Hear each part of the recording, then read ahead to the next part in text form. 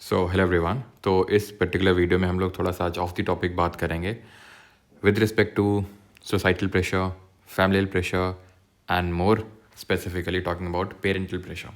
ठीक है, पूरा सर्कल है ये, concentric circle. Societal pressure, then familial pressure, then parental pressure. और ये इनवर्ड की ओर है, मतलब कि ये इनवर्ड पुश करता है। ठीक है, जैसे आपने सरफेस टेंशन में पढ़ा होगा, जो आउटर लेयर होती है वो अंदर की ओर पुश करती है, वैसे ही है। तो यहाँ पे क्या है कि जो सोसाइटी है वो अंदर की ओर पुश कर रही है किसको? फैमिली को। फैमिली जो है अंदर की ओर पुश कर रही है किसको? पेरेंट्स। और पेरेंट ये प्रेशर किस पे डाल रहे हैं? अपने बच्चों पे। यही हो रहा है। ठीक है, इनडायरेक्टली अगर आप बैठ के एनालाइज करो यही हो रहा है। जिसकी वजह से होता क्या है, वो फूल जो काफ़ी ब्लॉसम कर सकता है, फिर वो एक पेड़ जो काफ़ी सारे फूल दे सकता है, जो ब्लॉसम कर सकता है, वो मुरझा जाता है। ठीक है, क्यों? क्योंकि इतना ज़्यादा प्रेशर होता है। अब इस तरह के मैसेजेस जो अपनी स्क्रीन पे देख पा रहे हो तो आप पढ़ ही पा रहे हैं। ठीक है, तो ये इस तरह के मैसेजेस रेगुलर बेसिस पे आते रहते हैं, बहुत सारे। ठीक है, तो मैं इसी पर्टिकुलर प्रॉब्लम को यहाँ पर थोड़ी सी मैं स्पेसिफाई करना चाहूँगा, इसी को थोड़ा सा एड्रेस करेंगे थोड़ा सा। ठीक है, कि जो गर्ल्स होती हैं उन पे बहुत ज़्यादा इसका प्रेशर होता है, भी शादी कर देंगे सिलेक्शन नहीं होगा तो। ठीक है, घर वालों को कुछ फ़र्क नहीं पड़ता है। अगर आपके घर वाले बहुत सपोर्टिव हैं, सारी चीज़ें आपके लिए करते हैं जो आप बोलते हैं, तो आपको ग्रेटफुल होना चाहिए, पहली बात तो। ठीक है, लेकिन मोस्ट ऑफ द लोगों के साथ प्रॉब्लम होती है कि वो फैमिलियल प्रेशर होता है कि भाई शादी कर देंगे, और वो फिर एकदम मेंटल प्रेशर हो जाता है, और उस मेंटल प्रेशर में पढ़ा नहीं जाता, खासकर इस टाइम में जब एग्ज़ाम के लिए बहुत कम टाइम बचा हो। अगर नहीं हो पाएगा तो कहीं नौकरी करने जाओ। इस तरह से बहुत सारे चीज़ें होती हैं जिसकी वजह से एक स्टूडेंट का दिमाग जो है शांत नहीं रह पाता, मेंटल कामनेस में नहीं रह पाता, जिससे कि वो पढ़ाई कर पाए, अच्छे से तैयारी कर पाए, अपने एग्ज़ाम की प्रिपरेशन कर पाए। बहुत सारे एस्पेक्ट्स हैं, मैं कोशिश करूँगा कि सारे एस्पेक्ट्स को मैं डील करूँ। ठीक है, लेकिन टॉपिक यही रहेगा। ठीक है, दो मेन जो एस्पेक्ट हैं वो ये हैं कि what parents should understand and what you should understand. Okay, तो जैसे अब यहाँ आपने देखा, ठीक है, कि किस तरह से फैमिली से सपोर्ट नहीं मिलता है, उनको समझा नहीं पा रही हूँ मैं अपनी स्टेज में कि किस स्टेज में हूँ मैं, और उनको फ़र्क भी नहीं पड़ रहा है कि मैं ओनली 5% से, मतलब जिस स्टूडेंट ने भेजा था उनका भी स्टेनो का भी आपको पता रिजल्ट आया, स्टेनो में बहुत छोटे मार्जिन से नहीं हो पाया। तो अभी वो 20 दिन बाकी है स्टेनो के एग्ज़ाम के लिए, तो वो मेंटल पीस के साथ प्रिपेयर नहीं कर पा रहे हैं, बिकॉज कि भाई शादी करवा देंगे वही, है ना। तो सबसे पहले चीज़ तो इस पे आते हैं व्हाट पेरेंट्स शुड अंडरस्टैंड, फिर उसके बाद व्हाट यू शुड अंडरस्टैंड। तो ये पेरेंट्स के लिए भी इंपॉर्टेंट है। चाहें क्या, मतलब आपको मेरे हिसाब से मैं एडवाइजेबल है कि आप अपने पेरेंट्स को भी दिखा सकते हैं वीडियो, बिकॉज आप तो है नहीं पेरेंट। जब वो समझेंगे इस बात को तभी आप जो है ये सारी चीज़ें जो है फ्रूटफुल साबित होंगे। क्योंकि आपको जो समझना चाहिए वो तो मैं आपको बताऊंगा, और वो तो आप सुन ही रहे हैं, लेकिन पेरेंट्स के लिए तो पेरेंट्स को ही पता होना चाहिए। सबसे पहली चीज़ तो ये कि control is good but excessive control will ruin a child's future. ठीक है, यानी कंट्रोल बहुत ज़रूरी है, क्योंकि अगर अनकंट्रोल तरीके से छोड़ देना तो वो भी सही नहीं है। जो पूरा आप ये जब आप बोलते रहते हैं ना छपरी वो छपरी, तो ये जो पूरा छपरी समाज है वो अनकंट्रोल पेरेंटिंग का ही नतीजा है, जो मुझे लगता है। ठीक है, और अगर एक्सेसिव कंट्रोल किया, अब एक्सेसिव कंट्रोल होता भी क्यों है, जो मुझे लगता है वो दो चीज़ों की वजह से होता है। अगर आप पेरेंट्स से पूछ के और उनको दिखा के अगर आप इस चीज़ को कन्फर्म करवा पाएँ, एक्सेसिव कंट्रोल हम क्यों करना चाहते हैं। पहला चीज़ तो है, जो मेजर रीज़न है सोसाइटल प्रेशर। ठीक है, ये मेजर रीज़न। और दूसरा रीज़न ये भी हो सकता है कि बहुत केयरिंग पेरेंट्स हैं आपके, यानी कि बहुत ज़्यादा केयरिंग करते हैं। तो पहले ज़रा इसको डील करते हैं, इस पे आते हैं। देखो, बहुत केयरिंग है, अगर आप छोड़ेंगे ही नहीं अपने मतलब जो बच्चा है उसको अगर आप छोड़ोगे ही नहीं, तो हम यहाँ पर एग्जांपल ले लेते हैं, जैसे कि एक पेड़ है। ठीक है, जब हम पेड़ लगाते हैं, ठीक है, तो अगर कोई लंबा पेड़ होता है इस तरह से, तो हम साथ में एक, अगर वो अपने खुद से नहीं चल सकता, अगर लगता है मैं गिर जाएगा, तो हम एक सपोर्ट लगा देते हैं, बांस लगा देते हैं, लकड़ी लगा देते हैं, कुछ भी लगा देते हैं। लेकिन उसको हटा भी तो देते हैं, उसको हटाना भी तो होता है। ऐसा तो है नहीं कि वो लगा रहेगा, पता चला हटाया और वो गिर गया। क्यों? क्योंकि वो तो उसी के भरोसे था, उसको लगा था कि मैं तो इसी के भरोसे हूँ, और जैसे ही हटा वो गिर गया। तो इसलिए बहुत ज़रूरी है कि एक पॉइंट तक, एक लिमिट तक ही कंट्रोल जाए, केयरिंग जाए, और उसके बाद आपको खुद छोड़ देना है, खुद अपने हवाले छोड़ देना है। वो गिरेगा लेकिन फिर से उठेगा, लेकिन खुद से उठना सीखेगा, सिंपल। लेकिन जो मेजॉरिटी ऑफ द केसेस में होता है that is the societal pressure. इसका एक बेस्ट एग्जाम्पल है अभी एक जो टेनिस है ना, आपने सुना होगा, एक लड़की है जो दिल्ली की, वो टेनिस खेलती थी, नाम तो एकदम याद नहीं आ रहा है, टेनिस खेलती थी, और उसके फादर ने ही उसको मार डाला। क्यों? जो मेन रीज़न निकल के आ रहा है वो ये कि उसके जो सोसाइटी में लोग थे उसको ये बोलते थे कि तू तो अपनी बेटी के पैसों पे जी रहा है। आप समझ रहे हैं? तो इसलिए ही सिर्फ उसने क्या किया, अपनी बेटी को मार दिया। अब कमेंट्स क्या आ रहे हैं उस वीडियो में कि ऐसा कैसे कोई बाप हो सकता है, सोसाइटी है वो सोसाइटी की चाल को नहीं समझ पाया, वो उसकी बेटी बढ़ना चाह रही थी आगे, उसकी बेटी आगे बढ़ गई थी, बहुत कर रही थी, वो चीज़ सोसाइटी को जम नहीं रही थी, सोसाइटी उस चीज़ को डाइजेस्ट नहीं कर पा रही थी, इसलिए उसने उसके फादर को भरा और वो उसने अपनी बेटी को ही मार दिया। कहीं ना कहीं यही तो हो रहा है, यही हो रहा है सबके साथ। भले वो सब ज्ञान देने को आ जाते हैं कमेंट्स में, लेकिन हम सब भी यही तो कर रहे हैं कि भाई आप जैसे कि आपका जो वार्ड है, आपका जो बच्चा है, वो कोई ऐसी चीज़ तो कर नहीं रहा है फालतू की चीज़, वो पढ़ाई तो कर रहा है, ठीक है, वो पढ़ना चाह रहा है, वो सिलेक्शन लेना चाह रहा है, वो करियर में लाइफ में आगे बढ़ना चाह रहा है। अगर वो फालतू की चीज़ें कर रहा हो तो बिल्कुल कंट्रोल इज़ वेरी नेसेसरी, बहुत ज़रूरी है कंट्रोल। कंट्रोल सिर्फ वहीं तक ज़रूरी है, लेकिन अगर वो खुद से कुछ करना चाह रहा है, आगे बढ़ के कुछ एक्सप्लोर करना चाह रहा है, तो करने दीजिए। ये सिर्फ इस रिस्पेक्ट में ही नहीं है, ये अगर जो एग्ज़ाम है, ठीक है, एग्ज़ाम से बाहर भी लाइफ होती है। अगर मान लो एग्ज़ाम में नहीं भी हुआ तो भी पेरेंट्स शुड सपोर्ट कि भाई सिर्फ ये पूरी लाइफ नहीं है जो एग्ज़ाम है, इसके आगे भी बहुत सारी चीज़ें होती हैं। और पेरेंट्स, काफ़ी सारे पेरेंट्स ये कहते हैं, करते हैं, ठीक है, और जैसे कि मैंने बताया, इसके लिए आपको ग्रेटफुल होना चाहिए। लेकिन अगर इस चीज़ को पेरेंट्स नहीं समझते हैं कि नहीं नहीं हमें तो जैसे यहाँ पे कि हमें तो फ़र्क ही नहीं पड़ता है, एटलीस्ट जब तक पेरेंट्स उस बात को समझेंगे नहीं, तो फिर जो बच्चा है वो या स्टूडेंट है वो किसके सामने अपनी बात को रखेगा। तभी ये स्टूडेंट्स यहाँ पे जो, इसीलिए मैं नंबर दे देता हूँ, भले मैं रिप्लाई ना कर पाऊँ, लेकिन एटलीस्ट उनका मन हल्का हो जाता है कि हाँ, हमने किसी को बताया और हमने किसी को अपनी बात, किसी ने हमारी बात को सुना। तो ये बात बहुत इंपॉर्टेंट हो जाती है कि ये काम पहले पेरेंट्स का होना चाहिए। कि सोसाइटल प्रेशर की, भाई सोसाइटी का क्या प्रेशर है कि शादी करनी है, क्यों शादी करनी है, सो दैट हमारा भी बोझ टल जाए। मतलब ये एक अच्छी पेरेंटिंग का साइन नहीं है कि सिर्फ आप अपना बोझ टालने के लिए, हाँ, आप अपने बच्चों को बोझ मान रहे हैं। सोसाइटी का प्रेशर क्या है, आप पे बोझ बन गया, और वो बोझ आप किस पे ट्रांसफ़र कर रहे हैं, अपने बच्चे पे। But you should act as a shield, आपको एज अ शील्ड के तौर पे एक्ट करना चाहिए कि हम कंट्रोल करेंगे, जहाँ गलत करेगा उसको कंट्रोल करेंगे, गलत है तो उसको गलत बोलना भी ज़रूरी है। लेकिन हर चीज़ की भाई सोसाइटी से प्रेशर है कि शादी कर दो, अभी तक सिलेक्शन ही नहीं हुआ, अभी तक ये नहीं हुआ, अभी तक वो नहीं हुआ, अगर आप सारी चीज़ें अपने बच्चे पे उसी तरह से ट्रांसफ़र कर देंगे without any kind of filter, ठीक है, बिना किसी फ़िल्टर के, तो वो, आप तो मैच्योर्ड हैं लेकिन स्टूडेंट इतना ज़्यादा मैच्योर्ड नहीं होता। और किस लिए सुसाइड्स वगैरह जो सुनने में आती, क्यों होती हैं ये, यही कारण से होते हैं क्योंकि हमारे बीच में, हमारे और हमारे पेरेंट्स के बीच में बहुत ज़्यादा कम्युनिकेशन गैप हो जाता है, जिसकी वजह से क्या होता है कि हमारे पास कोई बताने को भी नहीं होता अपना। अब ये जैसे स्टूडेंट है, वो किसको बताए, क्योंकि उसके पेरेंट्स ही ज़बरदस्ती शादी कराना चाहते हैं, है ना, लड़का देख रहे हैं, क्यों देख रहे हैं, नहीं देख क्यों रहे हैं, क्यों, बस वही है, वही बोझ डालना चाहते हैं। फिर बाद में ये भी काफ़ी सारे लोगों की मेंटालिटी होती है कि बहुत फिर उम्र हो जाएगी, बहुत ज़्यादा उम्र फिर हो जाएगी तो लड़की को बैठाना नहीं चाहिए घर में। किसने बोला, कहाँ लिखा हुआ है, ठीक है, ठीक है, सारी चीज़ें लॉजिकल हैं, मैं ये नहीं बोल रहा हूँ कि इलॉजिकली होती हैं सारी चीज़ें, लेकिन आप ये भी तो सोचो कि चाइल्ड का फ्यूचर कितना इंपॉर्टेंट है, उसकी पूरी लाइफ इसी पे डिपेंडेंट है। ये जो कुछ क्रूशियल ईयर्स होते हैं 4 से 5 साल, ये इतने क्रूशियल हैं कि वो पूरी लाइफ को डिसाइड करेंगे। हो सकता है कि उसकी लाइफ नहीं बल्कि आपकी ट्रेजेक्ट्री को भी चेंज कर दें, क्योंकि अभी आप उतने लेवल का सोच नहीं पा रहे हैं, ठीक है। हो सकता है आपका जो मतलब आपका जो बेटा या बेटी है वो उतना सोच पा रहा है, लेकिन आप नहीं सोच पा रहे हैं उतना, ठीक है। हो सकता है कि उसका सिलेक्शन हो जाए, ठीक है, for example let's example SSC में हो गया सिलेक्शन, ठीक है, आपको पता है कि आपकी भी, उसकी भी लाइफ चेंज है और आपकी भी लाइफ चेंज है, फिर हो सकता है वो और भी आगे करियर में करे तो आपका ही नाम रोशन होगा। ऐसा बिल्कुल नहीं है, ये सिर्फ लड़कियों के रिस्पेक्ट में नहीं, लड़कों में, लेकिन क्योंकि होता ही है कि लड़कियों को थोड़ा सा ज़्यादा प्रेशर होता है वो मैरिटल वगैरह का, बाकी लड़कों को भी वही सेम होता है, लड़कों पे भी प्रेशर होता है कि भाई सिलेक्शन लेना है, नौकरी करनी, वो सारी चीज़ें होती हैं।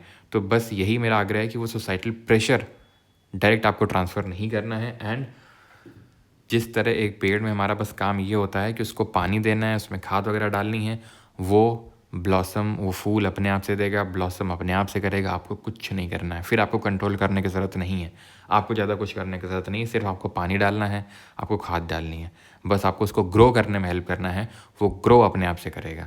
थोड़ा बहुत कांट छाँट पेड़ में ज़रूरी होती है, सो दैट कि अनकंट्रोल्ड ग्रोथ ना हो जाए, अनकंट्रोल मतलब गलत डायरेक्शन में ग्रोथ ना हो जाए, तो हम क्या करते हैं, थोड़ा सा काट छाँट करते रहते हैं, तो बीच बीच में थोड़ा सा काट छाँट ज़रूरी है। लेकिन पेड़ को पूरा ही काट डालोगे, बार बार काट छाँट करोगे तो बढ़ भी नहीं पाएगा, आपको ये भी समझने की ज़रूरत है, ठीक है। और बिल्कुल कंट्रोल ज़रूरी है, बिल्कुल हार्डशिप्स देना ज़रूरी है, लेकिन आपको ये समझना होगा कि there is a fine line between control and excessive control.